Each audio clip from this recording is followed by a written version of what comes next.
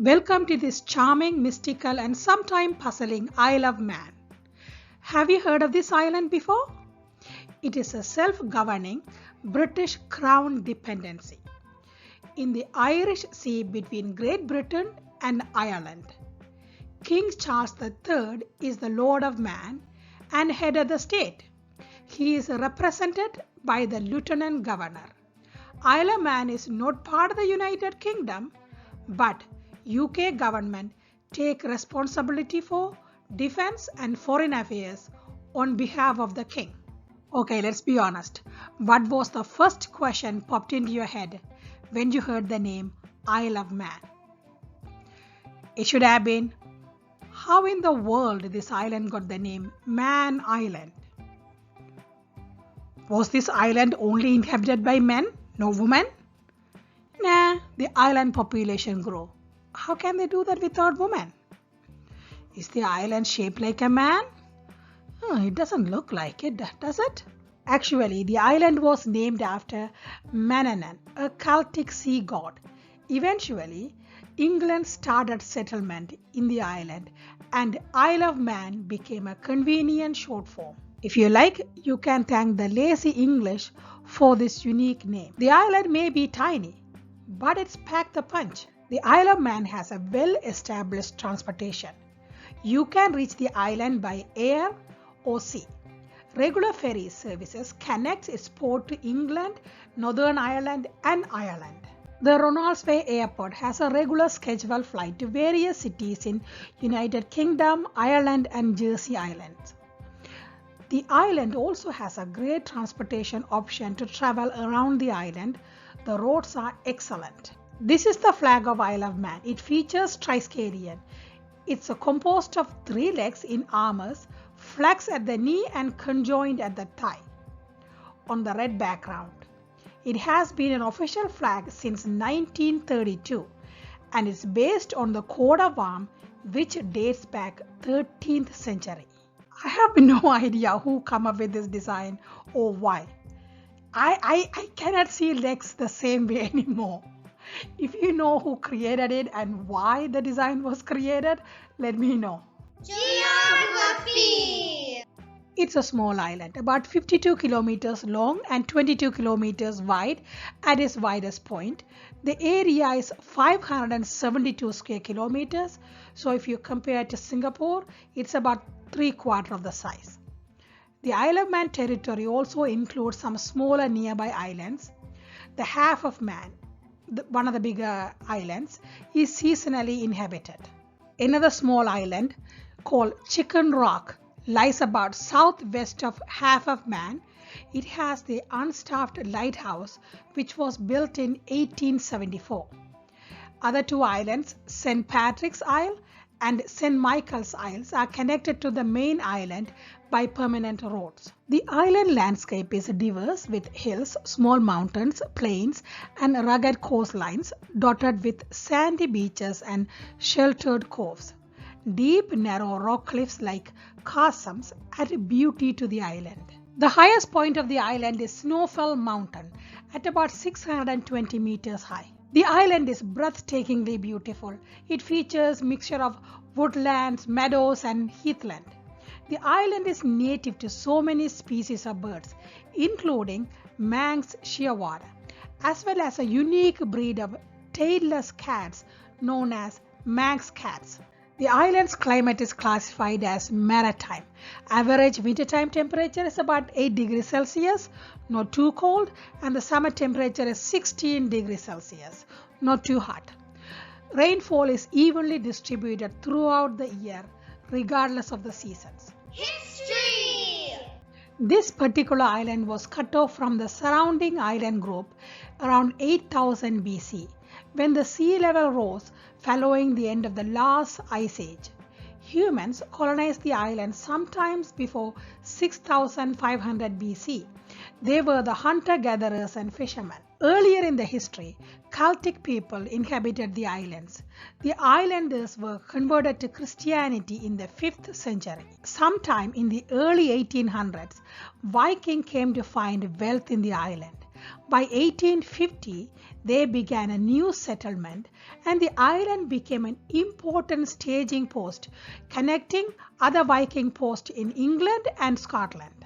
The island eventually came under the rule of Scandinavian king of Dublin, and in 979 they established a self-governing parliament known as Tynwald. In 1266, Treaty of Perth ended the military conflict between Norway and Scotland over the control of Hebrides, Caithness and Isle of Man.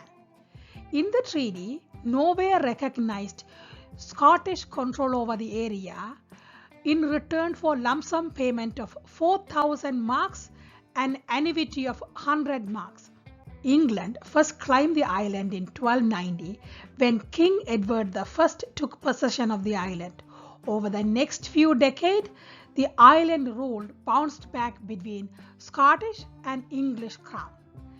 And finally it came under the English rule. Manx found some stability in 1405 when King Henry IV granted the island to Sir John Stanley with the fee and homage promised to all future kings of England.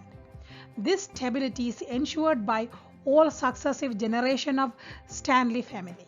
The island became an important post for illegal contraband and trade activity throughout much of the 15th and 16th century.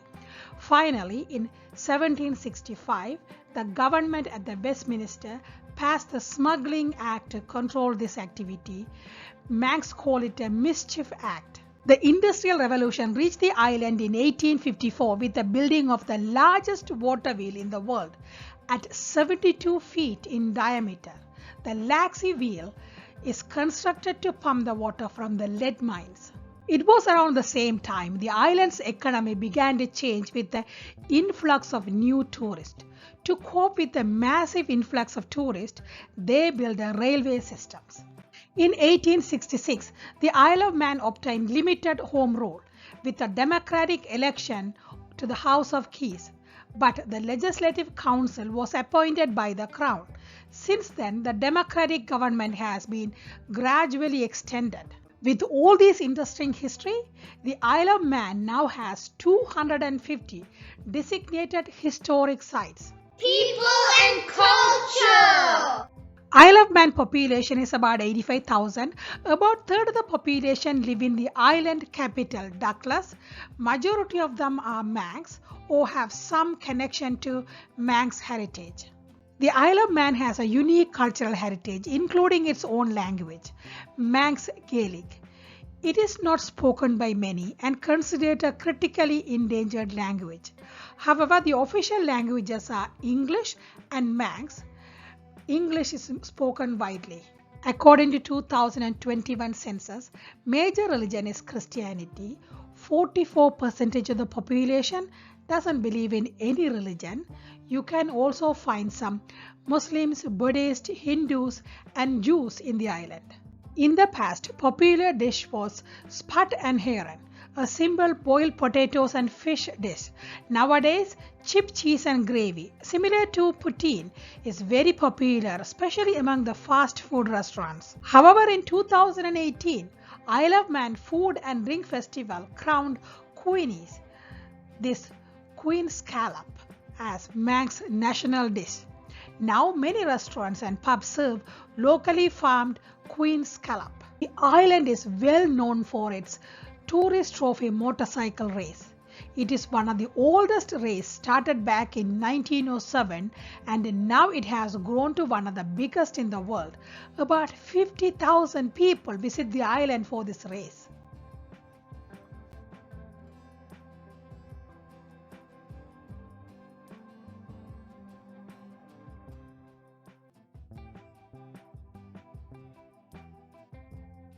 Economy.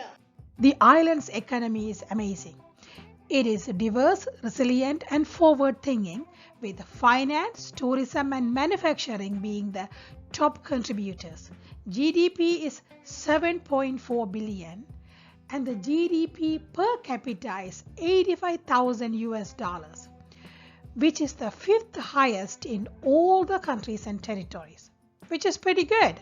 Finance sector is thriving due to favorable tax and regulatory policies, which have attracted businesses and investors from all around the world. The Isle of Man is hub of e-gaming and home to a number of major online gambling and gaming software development companies.